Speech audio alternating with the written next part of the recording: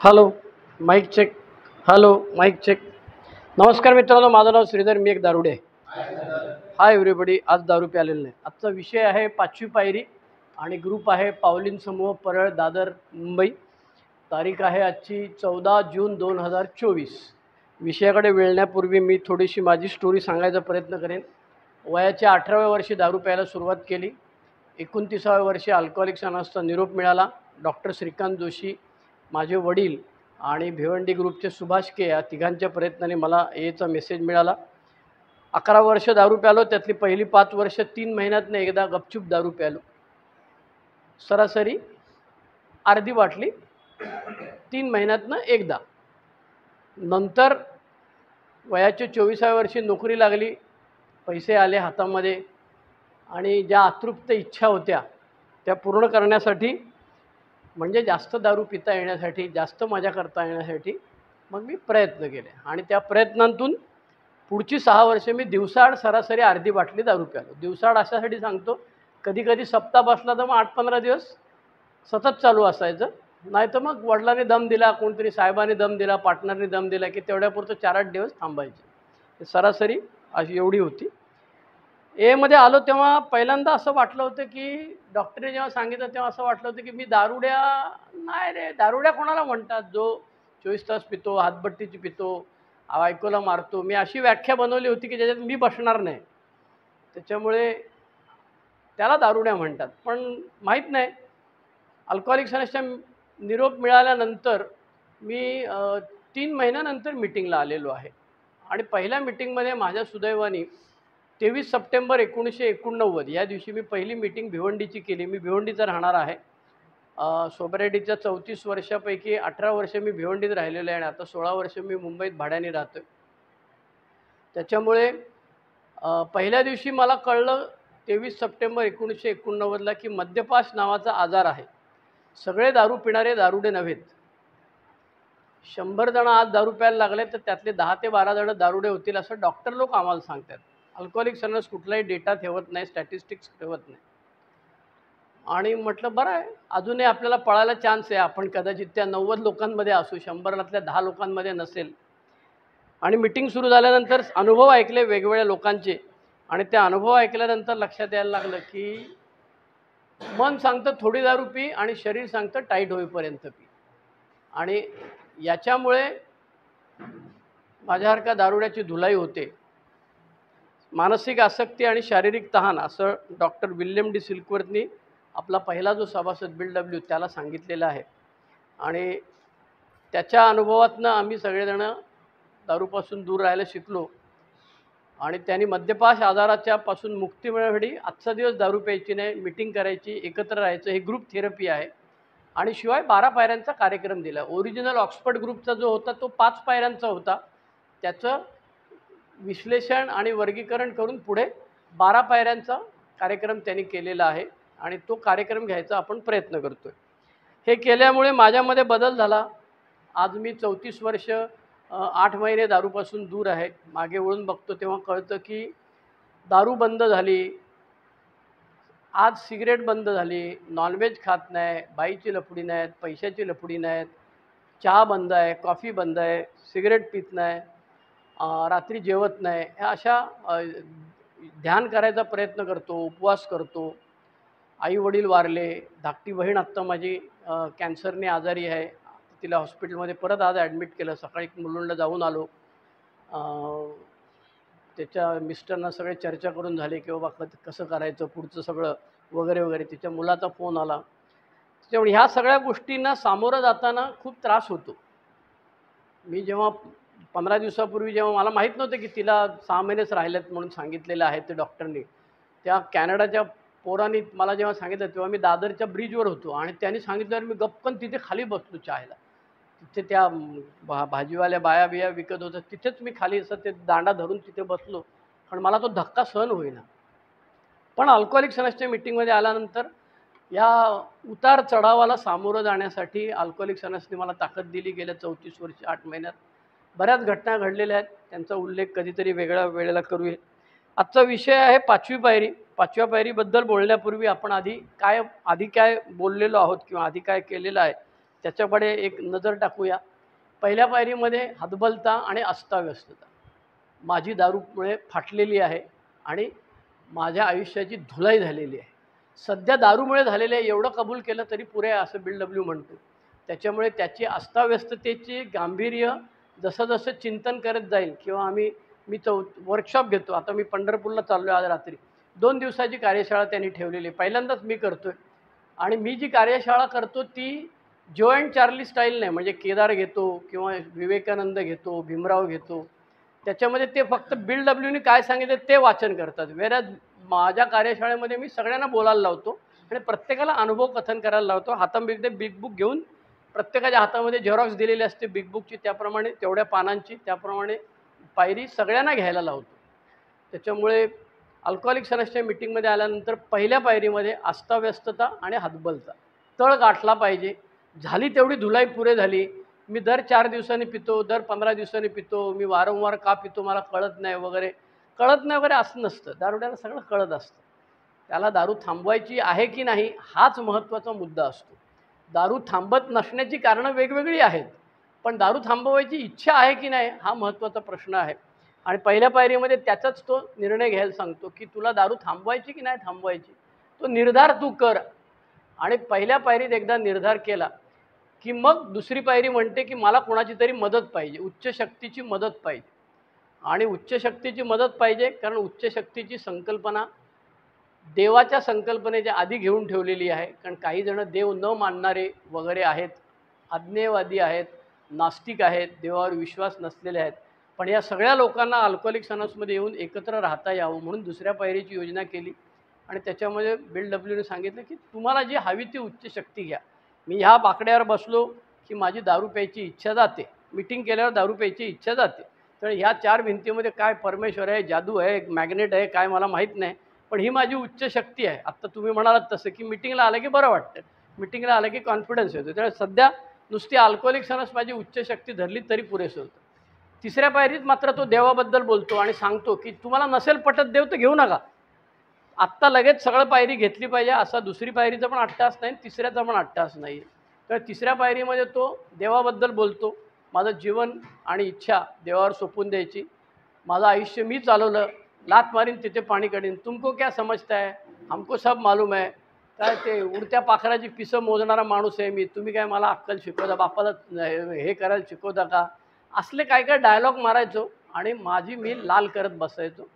तिसऱ्या पायरीमध्ये सांगितलं की आता तू मागे बस, परमेश्वराला तुझं आयुष्य चालू दे, परमेश्वराची इच्छा काय आहे ते कळू दे तुला. आणि दुर्दैवाने गंमत अशी असते माझी की जेव्हा जेव्हा माझ्या मनासारखं होतं तेव्हा मी म्हणतो देवाची इच्छा, माझ्या बाबतीतली देवाची इच्छा. आणि जेव्हा माझ्या मनाविरुद्ध होतं तेव्हा मात्र मन चाहे नाही हुआ किंवा अनचाहे हुआ असं त्याचं वर्णन केलं जातं. तसं झालं की मग मात्र मला ही देवाची इच्छा सहन होत नाही. काय परमेश्वर, काय भांग पिऊन झोपलाय तिच्या आईला, एवढं करतो तरी काय उपयोग नाही. तर तिसरी पायरी खूप कठीण आहे. तिसरी पायरी प्राथमिक सकृत दर्शनी सोपी वाटते, पण ती खूप कठीण आहे. आणि प्रत्येक प्रसंगामध्ये कस लागतो आणि तो जसं जसं वय वाढत जाईल ए मधलं तसा तसा कस जास्त लागतो. कारण प्रसंग असे समोर येतात तुम्हाला की तुम्हाला तुमची फाटते आणि मग कळतं की अरे देवाची इच्छा काय बरं असावी या क्षणी, ती शोधायला मी लागतो. चौथ्या पायरीमध्ये आत्ता जसं सेक्रेटरीने सांगितलं आनंददादाने की पहिल्या 3 पायऱ्या विचार मंथनाच्या पायऱ्या आहेत, डोक्यात चाललेलं असतं, कृती काय करायची नाही. चौथ्या पायरीत मात्र तुम्हाला लिहायला सुरुवात करायला लागते. मागच्या वेळी आपण पाहिलं त्याप्रमाणे बिग बुकमध्ये त्यांनी 3 आयटम दिलेले आहेत. एक आहे, पहिला आयटम आहे रिझेंटमेंट, खुन्नस. दुसरी आयटम आहे भिंती आणि तिसरी आयटम आहे सेक्स. त्याच्यामुळे या 3 बद्दल लिहायला सांगितले. बऱ्याचदा आपण ऐकतो चौथ्या पायरीमध्ये मी रात्रभर स्पॉन्सर बरोबर बसलो आणि बोललो, मी फादर बरोबर रात्रभर बसलो. असू शकेल, कोणी कशा पद्धतीने कार्यक्रम घ्यावा याच्याबद्दल काय कोणाचं अट्टहास असायचं काय कारण नाही. आम्ही बोलताय ऐसाय लेना मागताय असं काय आमचं म्हणणं नाही. शेवटी तुला रिलीफ मिळाल्याशी कारण, तुला जसं तुझ्या स्पॉन्सरने सांगितले तसं कर, काय प्रॉब्लेम. पण ओरिजिनल जे सांगितलेलं आहे ते बिग बुकमध्ये सांगितलेलं आहे. पहिल्यांदा 1939 सालापासून आज 2024 सालापर्यंत त्याच्यात काही बदल करावा लागला नाही. ते जे लिहिलेलं आहे त्याच्यात त्यांनी लिहिलेलं आहे की चौथी पायरी लिहायची पायरी आहे. अपवाद फक्त त्याला एकच आहे, ज्याचे दोन्ही हात तुटलेले आहेत किंवा ज्याला दोन्ही हात आहेत पण लिहिता वाचता येत नाही, अशा माणसाचा अपवाद आहे. त्याला दुसऱ्याकडून लिहून घ्यायची काही गरज नाही. त्यांनी दुसऱ्याकडून लिहून न घेता स्वतः जरी बोलला डायरेक्ट तरीसुद्धा चालू शकतो. त्याच्यामुळे चौथी पायरी कोणी लिहावी, सगळ्यांनी लिहायला पाहिजे. कशी लिहावी बिग बुकमध्ये लिहिलेलं आहे. आपण प्रत्येकाने स्पॉन्सर घेतलेला आहे असं गृहीत धरतो आणि स्पॉन्सरला विचारून ती चौथी पायरी लिहायची. चौथी पायरी लिहिताना खूप त्रास होतो. त्याचं कारण असं आहे की भीती वाटते, हे सगळं साला कोणाला सांगितलं, इतके दिवस माझ्या सरणावरती जाईल, मरणावरती जाईल असं वाटत असतं. आणि हे सगळं लिहायला सांगते अल्कोहोलिक्स अनोनिमस, त्यामुळे त्रास होतो त्याचा. हे लिहावं की नाही, हे ह्याला सांगावं की नाही, ह्याच्यातनं आणखी लफडी होतील, काय पोलीस केस होईल का, काय कायदेशीर क्रिमिनल काहीतरी आणखी केलेलं असेल तर ते काहीतरी त्रास होतो त्याचा इत्यादी. पण अल्कोहोलिक्स अनोनिमस म्हणतं हे तुझ्याकडेच ठेव ना, तू 10 वेळा इथे येणार, त्याच्यापेक्षा हातात धर, तुझ्या बाजूला खाली ठेवून दे तिथे, बाबूच नाही लावलंच ते फुटणार आहे, उघडणार बाटली. चौथ्या पायरीमध्ये लिहायला सांगितलेलं आहे. आणि हे लिहायचं कशावरती, तर काही जण सांगतात चार्टप्रमाणे लिहा, काही जण सांगतात चार्टची काय आवश्यकता नाही, जे चार्टमध्ये असं लिहिलेलं आहे ते वहीमध्ये किंवा फुलस्केपवरती असं लिहायचं आणि सरळ धडाधड लिहायला सुरुवात. तुम्हाला जे जमेल, पटेल, रुचेल, भावेल त्याप्रमाणे करा, काही प्रॉब्लेम नाही, पण लिहा. आणि लिहून झाल्यानंतर हे तिन्ही आयटम लिहून झाल्यानंतर आता 5व्या पायरीमध्ये आपण आलेलो आहोत. आता प्रश्न काही जे नेहमीचे विचारलेले प्रश्न आहेत ते प्रश्न घेण्यापूर्वी माझा स्वतःचा अनुभव सांगेन. चौथी पायरी लिहायला मी बसलो तेव्हा मी इथेच KEMच्या बॉईज हॉस्टेलला आलो होतो. काही सुचत नव्हतं काय लिहायचं, वडिलांबद्दल घाण घाण लिहित होतो. अरुण टीनं फोन केला होता मला. ते म्हणाले अरे जे काय येते ते येऊ दे, पेन टेकवलं की लिहितं, ते येण्यासाठीच तर आपण बसलेलो आहोत, तुला मनातनं जे काय उतरते ते येऊ दे, काही प्रॉब्लेम नाही. म्हटलं अहो हे फारच खतरनाक आहे. असू दे म्हटलं, काय हरकत नाही. आणि माझे तेव्हा विश्वनाथ पटवर्धन ठाणा ग्रुपचे सभासद ते माझे स्पॉन्सर होते, त्यांनाही विचारलेलं होतं आणि त्यांनी सांगितल्याप्रमाणे मी रिझेंटमेंट लिहिल्या, भीतीच्या कल्पना लिहिल्या आणि लैंगिकतेची जी काय आपली उपद्व्याप उद्योग काय जे केलेले असतील ते लिहिलेले आहेत. मला असं वाटलं होतं की त्याच्यामध्ये काय काय आपण उपद्व्याप केले ते लिहायचे, म्हणजे माझी ब्लू फिल्म कशी कृती केली ते लिहायचं. पण BW पुस्तकामध्ये लिहितोय की कृती काय केली त्याच्यात काय आम्हाला इंटरेस्ट नाही, ती कृती करताना तुझ्या डोक्यात काय विचार होतं, मी अप्रामाणिक कुठे होतो, मी स्वार्थी कुठे होतो, मी इतरांबद्दलची बेफिकीर, घरच्या लोकांबद्दलचा बेफिकीर कुठे होतो, ते शोधून काढायचं. आणि चौथ्या पायरीमध्ये त्यांनी शेवटचा प्रश्न जो विचारला तो असा आहे की हे सगळं परत चालू ठेवायचं आहे का. BW त्याची इशारा देतोय की मला ज्या गोष्टी केल्याबद्दल खेद झाला नाही तर मी परत दारू पिणार आहे. त्याच्यामुळे एकदा चौथ्या पायरीत लिहिलेल्या ज्या गोष्टी आहेत त्या परत मी करायचा, विशेषतः लैंगिकतेच्या बाबतीत करायचा प्रयत्न केला तर मी दारू पिणार आहे. त्यामुळे मी जेव्हा 5वी पायरी घ्यायला बसलो पहिल्यांदा तेव्हा मी नेहमीप्रमाणे गुरुजींच्या घरी गेलो. त्यांनी माझं नाव नवरा बायकोने बोंबला ठेवलेलं, कारण माझा आवाज खणखणीत आहे. आणि मी गेली 50 वर्ष मास्तरकी करतो. 1974 साली 9वीत असताना मी ट्युशन घ्यायला सुरुवात केली. आज बरोबर 50 वर्ष पूर्ण झालेली आहेत. मी मास्तरकी करतोय, त्यामुळे आवाज माझा खणखणीत आहे. माझे वडील हेडमास्तर होते, आई हेडमास्तर होती, आत्या मास्तर आहे, बरेच आजूबाजूला माझ्या मास्तर लोक आहेत नात्यातले. त्याच्यामुळे मी त्यांच्या घरी सगळ्यांदा वाचायला घेतलं. ते म्हणाले थांब थांब थांब थांब थांब, शेजारचा ब्लॉक रिकामा आहे, त्याची चावी आमच्याकडे आहे, ती घेऊ, आपण तिथे बसूया. कारण जेव्हा वाचायला सुरुवात केली तेव्हा लक्षात आलं की हे सगळं स्फोटक परिस्थिती यांनी लिहिलेली आहे.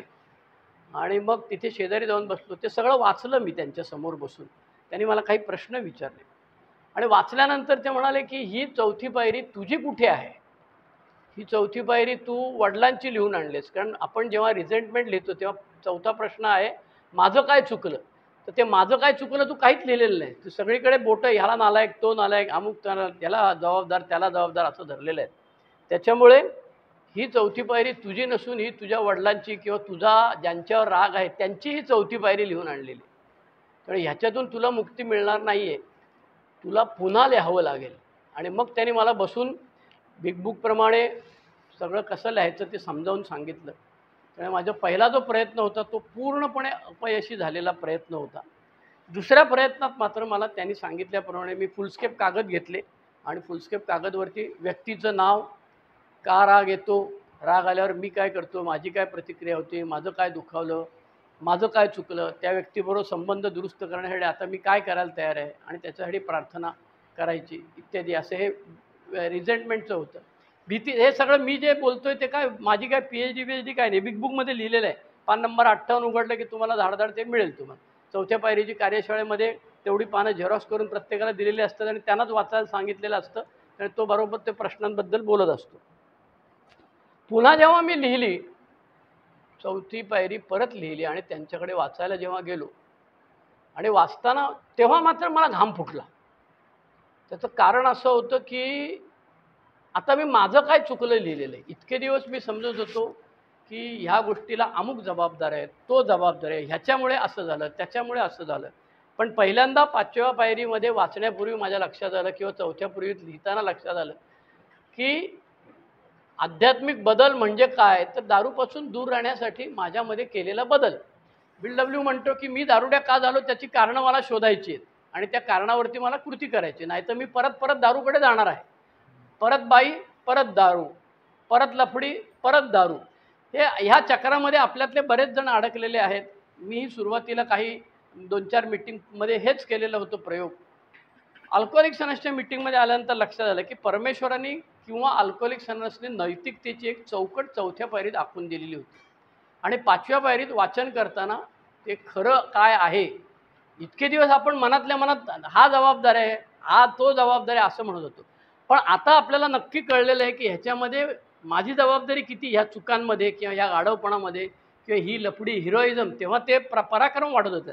आज काही वर्षानंतर ते पराक्रम वाटत नाही, त्याच्याकरता उलट प्रायश्चित्त घ्यायला पाहिजे असं वाटतं. पण तेव्हा मात्र ते पराक्रम वाटत असतात आणि म्हणून मी ते सगळं वाचलं. काही गोष्टींमध्ये त्यांनी सांगितलं की मलाही हे करायचं होतं, मी केलं नाही, मी टरकू होतो. त्यांचे स्वतःचे अनुभव सांगितले. काही त्यांनी इतरांचे अनुभव मला सांगितले की इतरांच्या बाबतीमध्ये हे असं असं झालेलं आहे. आणि मग शेवटी एक प्रश्न विचारला की हे सगळं आता परत करायचं आहे का हे झालं तेवढं फुल स्टॉप. म्हटलं परत कुठे करतो बाई, लफडी चालेल, लिहिताना तिच्या आईले एवढी वांदे झाले, आता परत कुठे लिहित करत बसतो. म्हटलं हे करायचं नाही. आणि मग म्हणाले परमेश्वराचा प्रतिनिधी म्हणून, समाजाचा प्रतिनिधी म्हणून मी तुला सांगतोय की जे काय झालं त्याच्याबद्दल तुला माफ केलेलं आहे. इथून पुढे नवीन आयुष्य जगायचं आहे. 5व्या पायरीचं सगळ्यात गमतीशीर गोष्ट अशी की admitted to God, to ourselves and to another human being the exact nature of our रॉंग्स.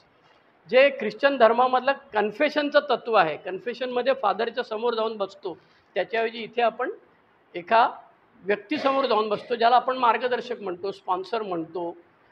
तो कदाचित मेंबर असेल. पूर्वी काही वेळेला फादरकडे जायची, धर्मगुरूंकडे जायची पद्धत होती, मानसोपचार तज्ज्ञांकडे जायची पद्धत होती, किंवा रिहॅबमध्ये जे नवीन आलेले असतात ते त्यांच्या काउन्सिलरकडे 5वी पायरी घेतात. तर 5वी पायरी कोणाकडे घ्यावी त्याच्याबद्दल बऱ्याच गोष्टी आहेत. पण माझा अनुभव असा आहे की ते वाचताना वाट लागली. पण जेव्हा तो सगळा 4-6 तासाचा 8 तासाचा जो कार्यक्रम होता तो पूर्ण झाला, तो एका दिवसात पूर्ण नाही झाला, 2-3 वेळा बसायला लागला. पण तो जेव्हा पूर्ण झाला तेव्हा मात्र मला खऱ्या अर्थाने रिलीफ मिळाला होता. म्हणजे त्याचं वर्णन आपला एक सभासद असं करतो की उद्या तुला फाशी द्यायची असं सांगितलेलं असेल त्या ह्याला प्रिझनरला, आणि त्याला सकाळी सांगितलं की तुझी फाशी माफ झालेली आहे, तर त्याला जो आनंद होईल तशा प्रकारचा आनंद 5व्या पायरीमध्ये होतो. तर काही प्रश्न आहेत ते असं आहे की चौथी पायरी पूर्ण लिहून झाल्यावरच 5वी पायरी घ्यावी का, तर ते तुमचा स्पॉन्सर बरोबर बोला तुम्ही की हे सगळं पूर्ण झाल्यावर घ्यायची. कारण बऱ्याचदा असं असतं की भीती असते, हे लिहिलेलं त्याला सापडलं तर काय होईल, कोणाच्या हातात पडलं तर काय होईल, वांदे होतील. म्हणून मी जनरली सांगताना सगळ्यांना सांगतो अशी वही घ्यायची नाही लिहायला, फुलस्केप कोरे कागद घ्यायचे. कोरे कागद 2 इकडे ठेवले, 2 तिकडे ठेवले, 1 इकडे ठेवला, फाडून टाकला, फेकून दिला, काही करता येतं. ही वही जी आहे एवढी डायरी बिरी असेल तर ती काय खाता येणार नाही तुम्हाला. त्याच्यामुळे फुलस्केप कागद घ्यायचे.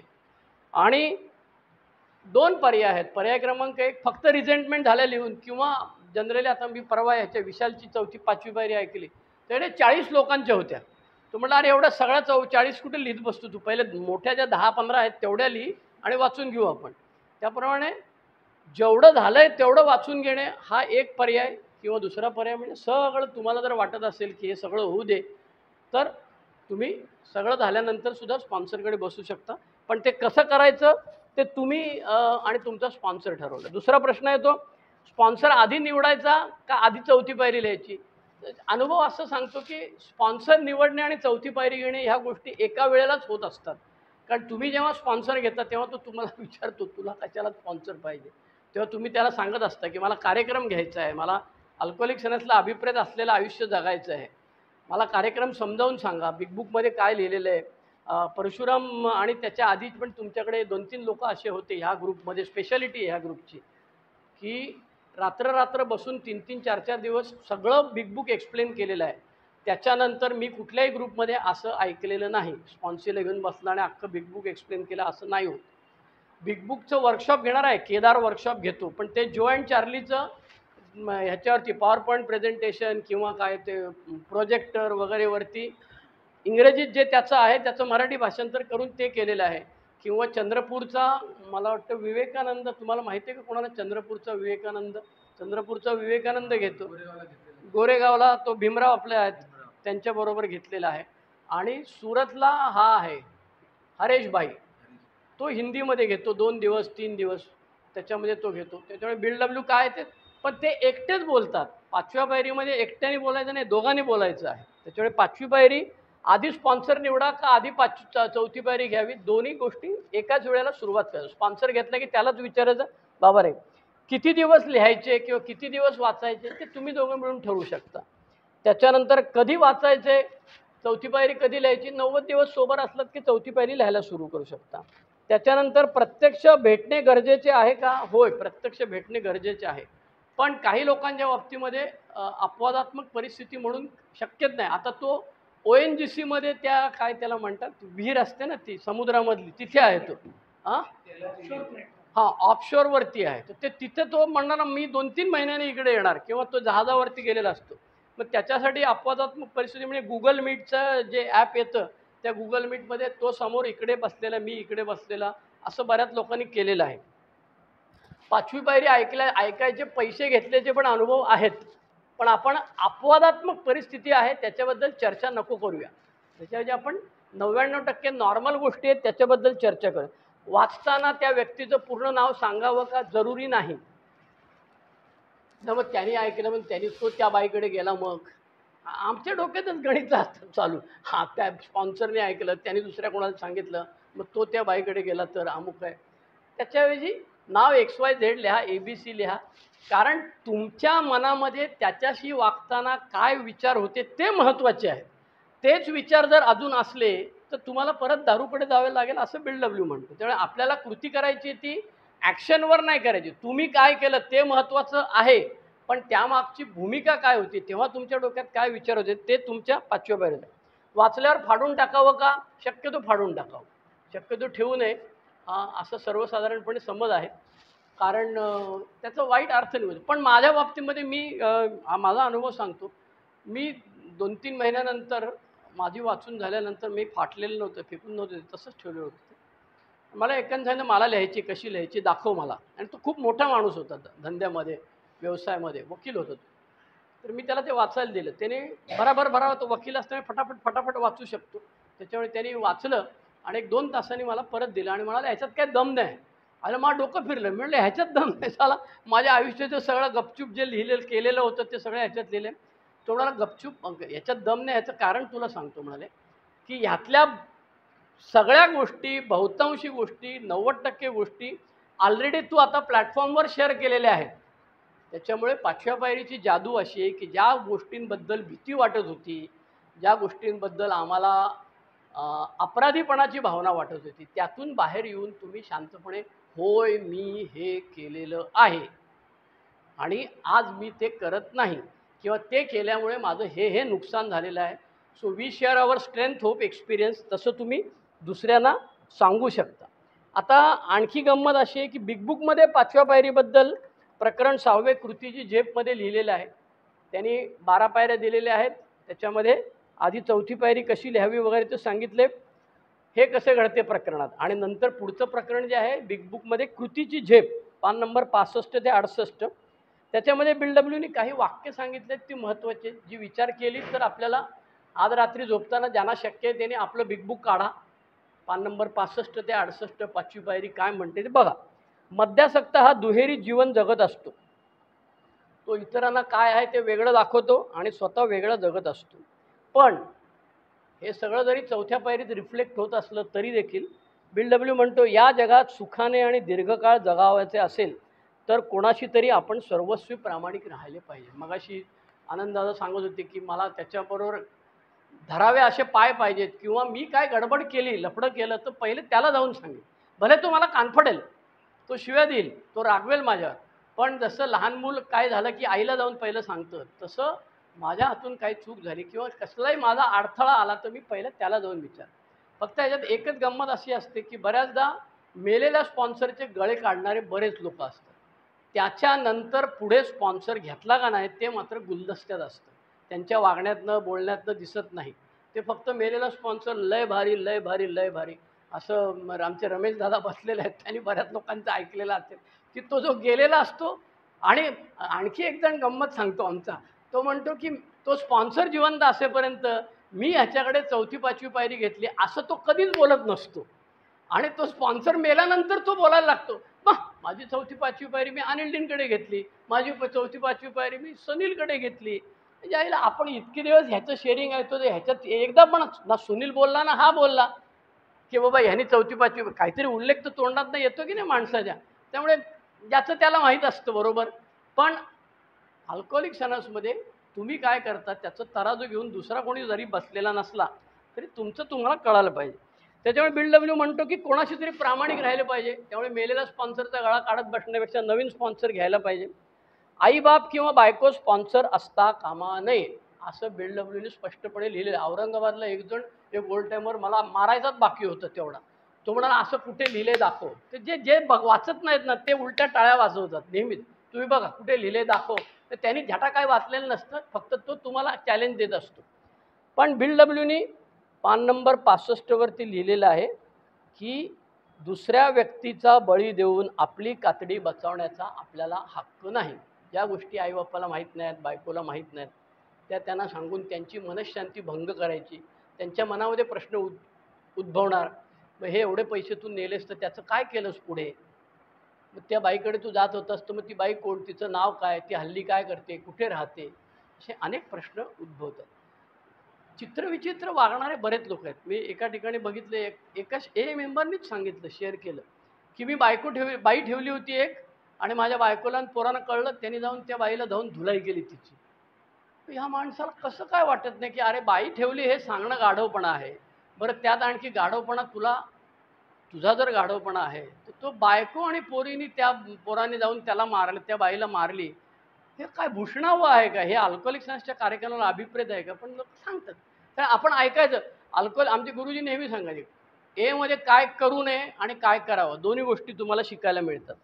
त्याच्यामुळे दुसऱ्या व्यक्तीचा बळी देऊन आपली कातडी बचावण्याचा आपल्याला अधिकार नाही. त्यामुळे बायको, आई, वडील, स्पॉन्सर असू शकत नाहीत. त्याच्यानंतर 5वी पायरी घेतल्यानंतर तुम्ही काय मिळतं तुम्हाला, पान नंबर 68 बिग बुकवरती त्यांनी लिहिलेलं आहे. पहिली गोष्ट, तुमच्या आनंदाला पारावार राहत नाही. ज्या गोष्टी इतके दिवस लपडी, कोणाला सांगणार नाही, कोणाला कळू नये, मी धंद्यात पैसे ढापलेले होते, मी तिकडे जायचो, मी अमुक करायचो, याचा राग यायचा मला, तर हे सगळ्या गोष्टी लिहिलेल्या असतात. आणि खरंच मलाच काही गोष्टीचे शोध लागलेले होते. त्याच्यामुळे माझ्या आनंदाला पारावर राहिला नाही. उघड्या डोळ्याने जगाकडे पाहू शकलो, एकांताचा आस्वाद घेऊ शकलो. आता इतके दिवस एकटा राहायचं म्हणजे भीती वाटायची. साला मनात ते दारू कुठे प्यालो, किती पैसे घालवले ते विचार यायचे. भीती कमी झाली. देवाजवळ आपण आहोत याची देवाजवळ म्हणजे प्रत्यक्ष देवाजवळ नाही, पण स्पॉन्सरशी आपण बोललो, ह्यानी जी मगाशी खात्री दिली की बरं वाटतं, स्पॉन्सरशी बोलल्याने बरं वाटतं. त्याच्यानंतर आध्यात्मिक श्रद्धा, अनुभव वाढीला लागते. दारूचा प्रश्न मिटल्याची भावना होते. 9व्या पायरीनंतर त्यांनी सगळी आश्वासनं दिलेली आहेतच, पण त्या व्यतिरिक्त ही जी काही आश्वासनं आहेत ही तुमच्या बाबतीत खरी झालेली दिसतात. 5व्या पायरीत मला कायम ठाणा ईस्टला जायची भीती वाटायची, कारण ठाणा ईस्टला माझा धंद्यातला पार्टनर रवी भिडे राहायचा आणि मी दुकानात पैसे ढापलेले होते. ते मी 4थ्या पायरीत पहिल्यांदा लिहिलं. मग 8व्या-9व्या पायरीमध्ये माझ्या स्पॉन्सरनी आणि माझ्या इनिशियल स्पॉन्सरनी सुभाष के आणि विश्वनाथ पी दोघंजण माझ्याबरोबर आले. मी तिथे गेलो, त्याला थोडेसे पैसे दिले, उरलेले द्यायचे सांगितले आणि मला गुरुजींनी आधी फटके दिले होते. इथे पोपटासारखं बोलतोस, तिथे नाही बोललास तर मला लक्षात ठेव, लाच काढीन, अमुक आहे तमुक आहे. त्याच्यामुळे त्या दिवसापासून मला ठाणा ईस्टला जायची भीती गेली. मला लाल हेल्मेटची भीती गेली, कारण माझा पार्टनर लाल हेल्मेट घालायचा. पांढरी साडी आणि लाल किनार असलेल्या बाईची भीती वाटायची, कारण रवीची आई तशा प्रकारची हे करायची. त्या ज्या भीत्या होत्या सगळ्या त्या 4थ्या-5व्या पायरीत कमी झाल्या आणि 8व्या-9व्या पायरीतनं पूर्ण त्यांचं निर्मूलन होतं. त्याच्यामुळे अल्कोहोलिक्स अनॉनिमसमध्ये आल्यानंतर बिग बुकमध्ये जशा काही गोष्टी लिहिल्या आहेत तशा 12/12 मध्ये, कारण बिग बुक 1939 साली लिहिलेलं आहे, 12/12 1955 साली लिहिले. जेव्हा बिल डब्ल्यू आणखी 15-16 वर्ष सोबर होता, त्यांनी अनेक मानसोपचार तज्ज्ञांशी त्याच्यावरती चर्चा केलेली आहे आणि धर्मगुरूंची चर्चा केलेली आहे.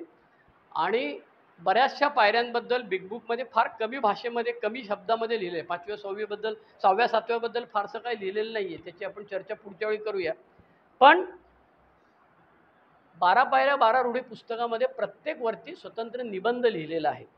त्याच्यामुळे 12 पायऱ्या 12 रूढी पुस्तकामध्ये, इंग्रजी पुस्तकामध्ये इंडेक्स दिलेला आहे. मराठी पुस्तकात तो अजून आलेला नाही. का आलेला नाही मला माहीत नाही.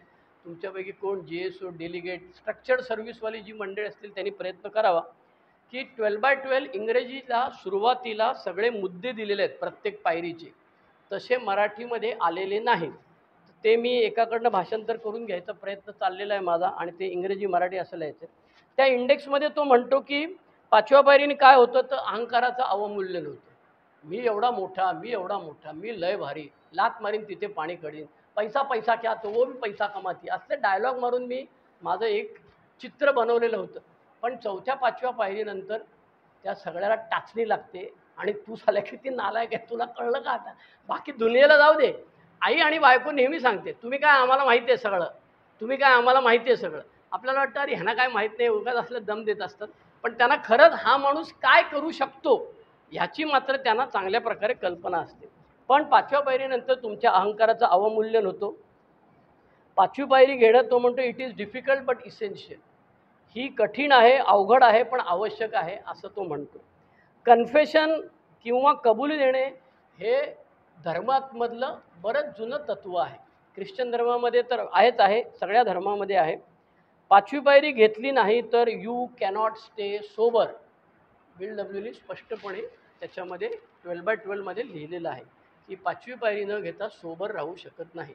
बऱ्याचदा आपण असं आजूबाजूला पाहतो की पायऱ्या न घेतलेले लोक सोबर राहिलेले असतात. त्यांच्याबद्दल ते दारू प्यायची वाट बघायची आपल्याला काही गरज नाही. पण मी जर 4थी-5वी पायरी घेतलेली असेल, कार्यक्रम घेतला असेल आणि मग मी प्यालो तर मी का प्यालो ते मला कळेल. बऱ्याचदा तुम्ही बघता की तो स्लिप होऊन आल्यानंतर पण तो काही न झाल्यासारखाच वागत असतो.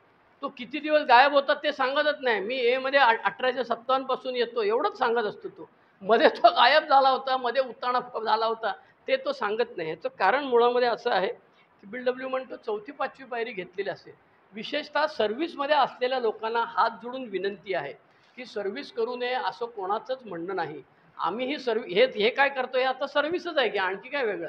स्ट्रक्चर्ड सर्व्हिसच केली पाहिजे. स्ट्रक्चर्ड सर्व्हिस म्हणजे IGR, डेलिगेट, GSO, ट्रस्टी, याव त्याव बऱ्याच गोष्टी आहेत. असंच केलं म्हणजे सर्व्हिस, किंवा झाडावर वरती चढून खिळे ठोकले किंवा आणखी कोणाला तरी स्टॉलवरती जाऊन कोणाशी बोललो म्हणजेच 12 स्टेप वर्क किंवा सर्व्हिस असं नाही.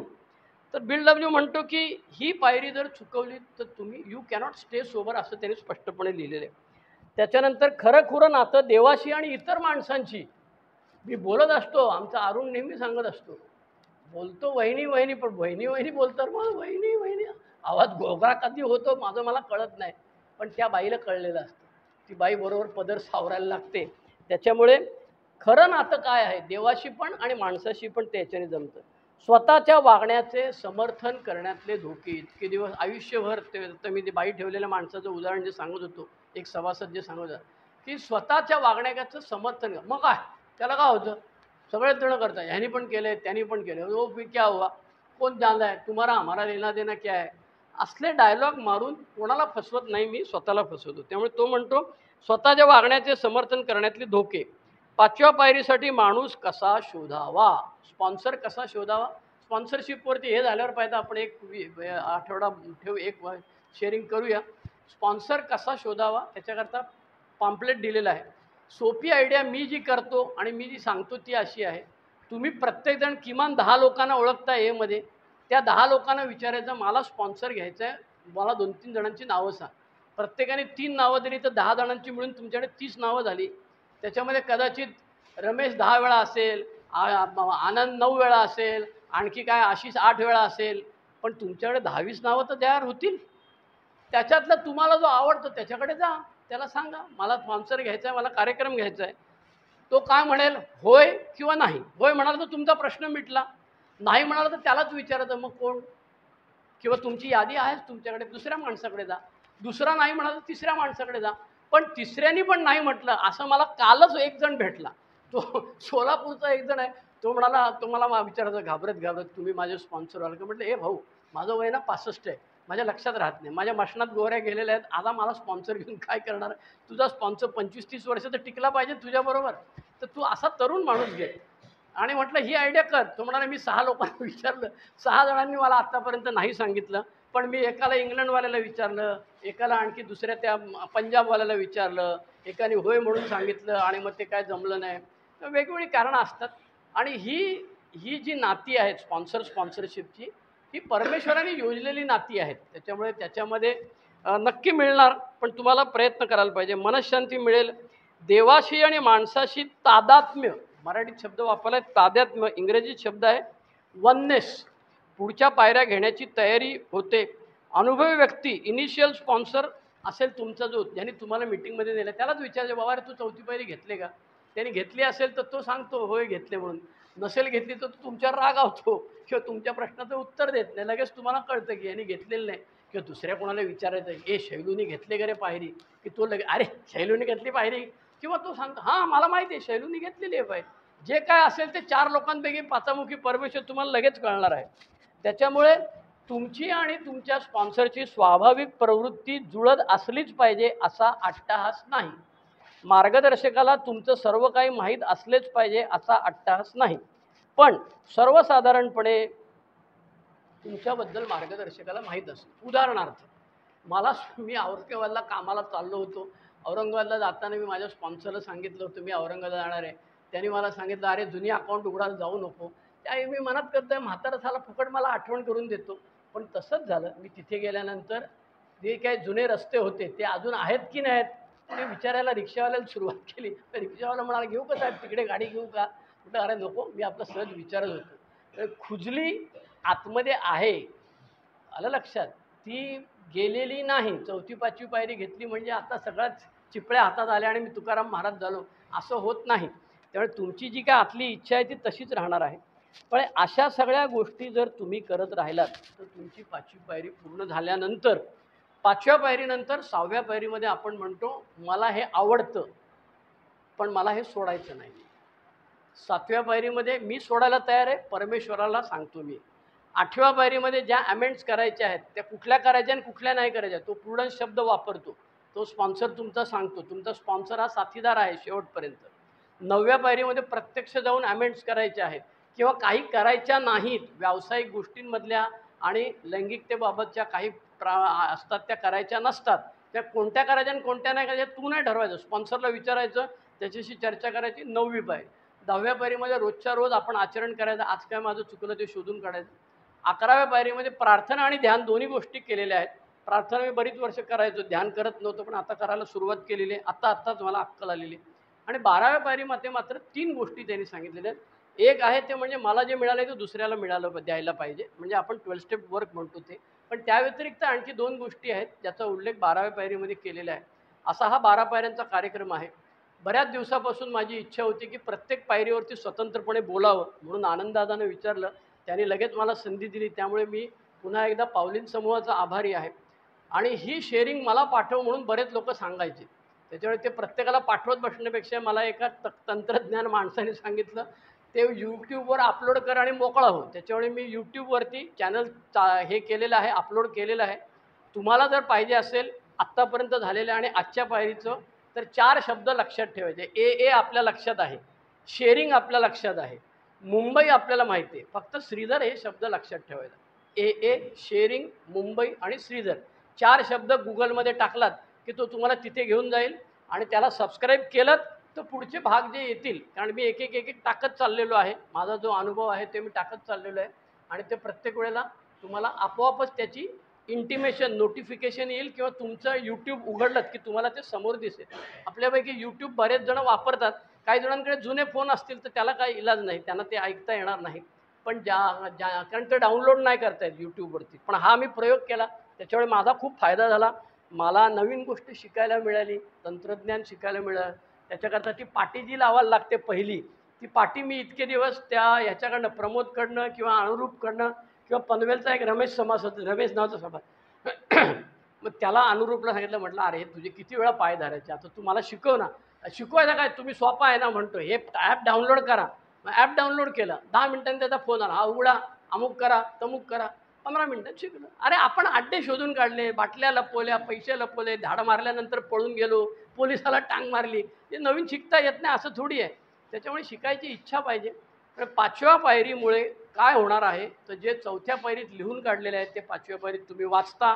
वाचल्यानंतर तुम्हाला रिलीफ मिळतो. तुम्हाला असं वाटतं की ह्यातून आता मुक्ती मिळवलेली आहे. इतके दिवस मी म्हणायचो की हे आयुष्यात कोणाला कळता कामा नये, त्याच्याऐवजी आता कोणाला का कळेना, का लागेना, माझं काय फरक पडत नाही. आता मला परमेश्वराच्या वतीने, समाजाच्या वतीने एका व्यक्तीने माफ केलेलं आहे. जे झालं ते परत करायचं नाही, ह्या अटीवरती मला माफ केलेलं आहे. त्याच्यामुळे जे काही बाहेर येईल आता, काय वर्षांनी 2 वर्षांनी, कसं आहे, पाण्याखाली किती खाली तुम्ही हे केलं तरी ते वरती येतच. त्यामुळे आलं वरती तरी आता त्याची मला भीती वाटणार नाही. पूर्वी जी मला 4थी पायरी 5वी पायरी घेण्यापूर्वीची जी भीती होती, ती भीती बरीचशी जाते. 5व्या पायरीतली जादू अशी आहे की ती भीतीची संकल्पना बदलते. आपला गाढवपणा काय तो लक्षात येतो की इथे गेलं की ते तुम्ही ते बिअरची जाहिरात पाहिली असेल टी व्हीवरती, ते क्रिकेटपटू वगैरे ते असे भिंतीवर चाललेलं असतात. एका ठिकाणी ती त्या बिअरची जाहिरात लावलेली असते, तर तिथे गेला की तो हुलेले हुलेले कारण डान्स करायला लागतो. तसा माझा स्वभाव आहे. माझे स्वभावदोष तसेच आहेत. मला परिस्थिती अनुरूप मिळाली, बायको गेलेली आहे, हे नाही ते नाही, अमुक झालं, पैसे लफडे मिळालेले आहेत, की माझे सगळे जुने अतृप्त इच्छा माझ्यावरती येणार आहेत. आणि तेव्हा मला 5वी पायरी, माझा स्पॉन्सर आणि पुढच्या सगळ्या पायऱ्या मला वाचवणार. आज 14 जून 2024 पावलिंग समूहाने 5व्या पायरीवरती मला अनुभव कथन करायची आणि हे सांगायची संधी दिली, त्याबद्दल मी आभारी आहे. धन्यवाद. काही प्रश्न असतील तर विचारा. मी इथेच थांबतो. थँक्यू.